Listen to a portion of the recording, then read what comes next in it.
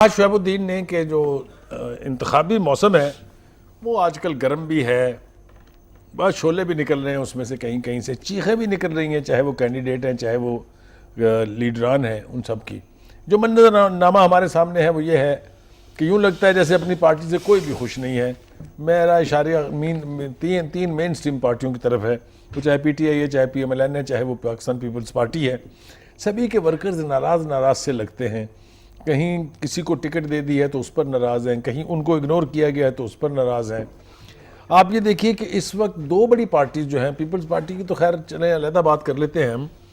इमरान खान साहब जो हैं उनके बनी गल्ला के घर का गिराव है, जवान पार्क में जो लाहौर में घर है उसका गिराव है, शाह महमूद कुरैशी साहब का कराची में गिराव है, कोहाट में भी गिराव है, लकी मरवत में भी गिराव है।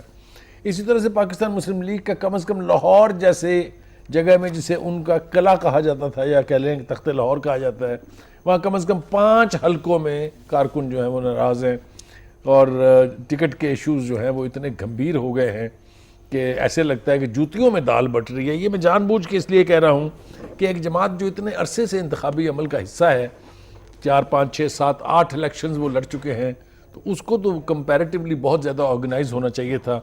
और फिर जो इस वक्त सिंपैथी वोट की बात हम करते हैं, जो इस वक्त हम अनइवन हैंडेड जो जस्टिस की बात करते हैं, ऐसी सूरत हाल में तो पार्टी को और भी ज़्यादा ऑर्गेनाइजेशन का मुजाहरा करना चाहिए। लेकिन जैसा मैंने पहले कहा कि दोनों बड़ी पार्टी और तीसरी पाकिस्तान पीपल्स पार्टी में भी अजीब व गरीब किस्म की सूरत हाल है।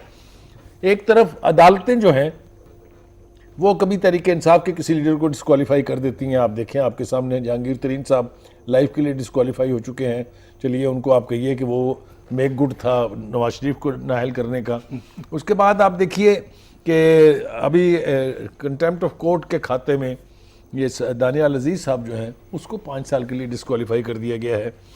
ये कभी होता नहीं था, इसलिए कि जो कंटेम्प्ट ऑफ कोर्ट जो थी उसका नफाज जो है वो बहुत ही डिस्क्रीटली जजेस किया करते थे।